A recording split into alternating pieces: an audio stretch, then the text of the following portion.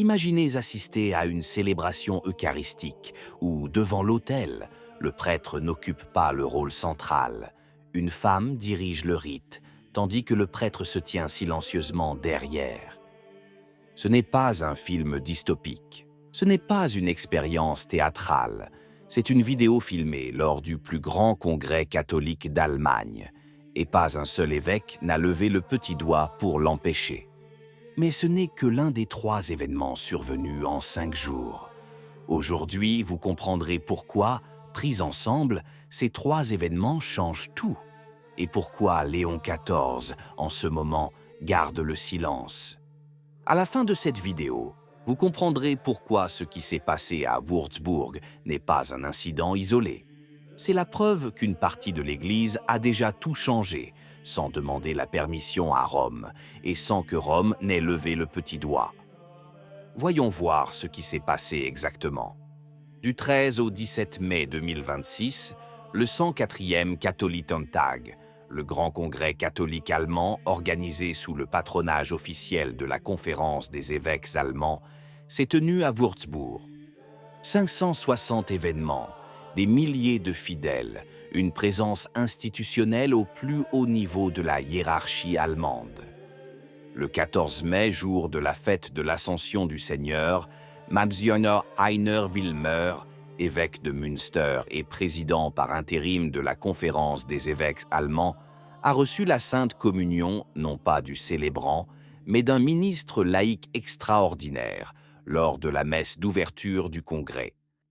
Le président de la Conférence des évêques allemands, à la messe inaugurale, de l'événement catholique le plus important de l'année en Allemagne.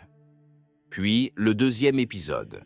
Une vidéo circulant sur les réseaux sociaux pendant le Katholikentag semble montrer une femme tenant le calice et prononçant les paroles de la consécration devant l'Assemblée, tandis que le prêtre se tient silencieusement derrière elle. Aucune déclaration officielle, aucun démenti, aucune sanction de la part des évêques présents. Et troisièmement, le cardinal Mario Grech, secrétaire général du synode des évêques, l'homme qui dirige le processus synodal au nom du Vatican, a rencontré, lors du Katholikentag, Finja Miriam Weber, étudiante en théologie et membre de l'Assemblée synodale allemande, qui a publiquement demandé pourquoi les femmes étaient exclues du sacerdoce. Après les applaudissements du public, le cardinal s'est approché d'elle et a dit « Nous avons besoin de gens comme vous ».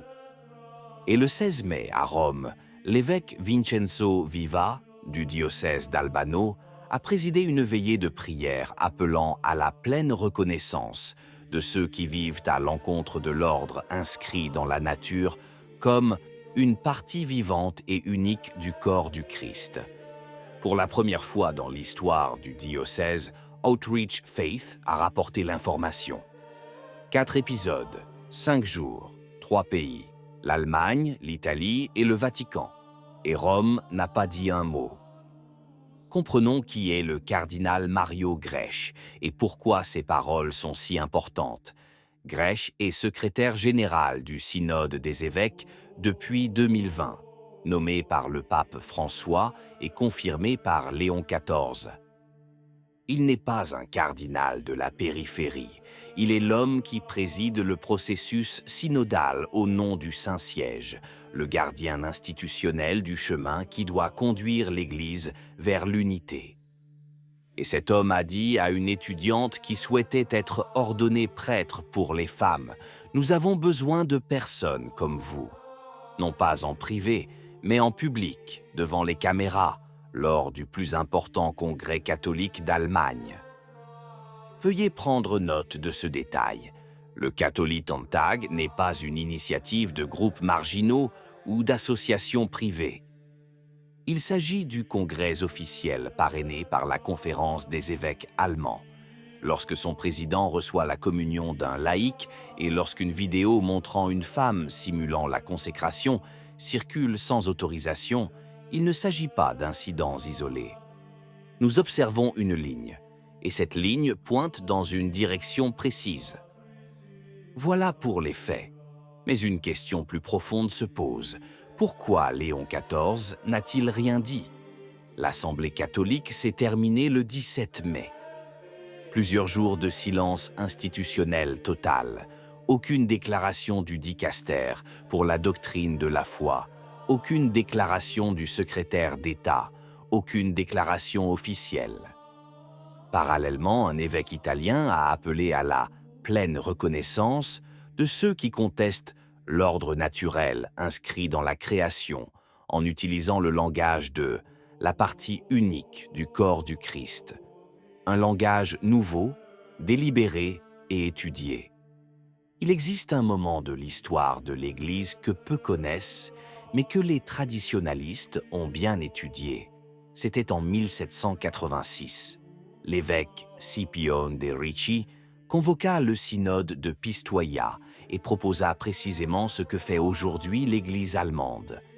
Une liturgie en langue vernaculaire, un rôle réduit de la hiérarchie, une nouvelle théologie des sacrements et une ouverture aux sensibilités culturelles de l'époque. De Ricci était convaincu d'être l'instrument du Saint-Esprit. Le synode de Pistoia ne dura que quelques jours, fut applaudi par les progressistes de l'époque et produisit des documents ambitieux sur la réforme de l'Église. 8 ans plus tard, en 1794, le pape Pie VI condamna 85 propositions de ce synode comme étant fausses, imprudentes et scandaleuses dans la bulle Auctorem Fidei. Scipione de' Ricci se soumit et abjura. Le synode de Pistoia constitue aujourd'hui un exemple éloquent de la façon dont l'enthousiasme réformateur, déconnecté de la tradition, engendre immanquablement l'erreur. À Würzburg, en 2026, 240 ans plus tard, le même schéma se répète.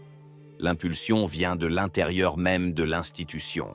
Les protagonistes sont convaincus d'agir pour le bien de l'Église, et Rome garde le silence. Le nœud du problème est le suivant. Le silence de Rome n'est pas neutre.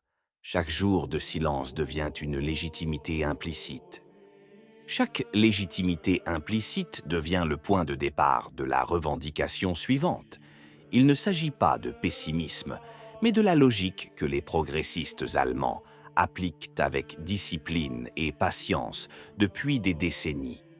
Ceux qui suivent cette chaîne se demandent déjà le consistoire extraordinaire de juin, au cours duquel les cardinaux devront enfin aborder la question liturgique, délibérément exclue du consistoire de janvier, changera-t-il quelque chose? La réponse ne dépend que d'une seule variable. Léon XIV décide-t-il d'affronter la réalité ou de détourner le regard? La question que se posent les catholiques n'est pas de savoir si l'Allemagne a tort. Cela ne fait aucun doute. La question est de savoir si Rome l'admettra, ou si, comme en 1786, il faudra encore 8 ans avant que quelqu'un signe un document qui nomme les choses correctement. Qui assumera la responsabilité de Pie VI lorsqu'il signa l'Auctorem Fidei et déclara « Jusqu'ici et pas plus loin ».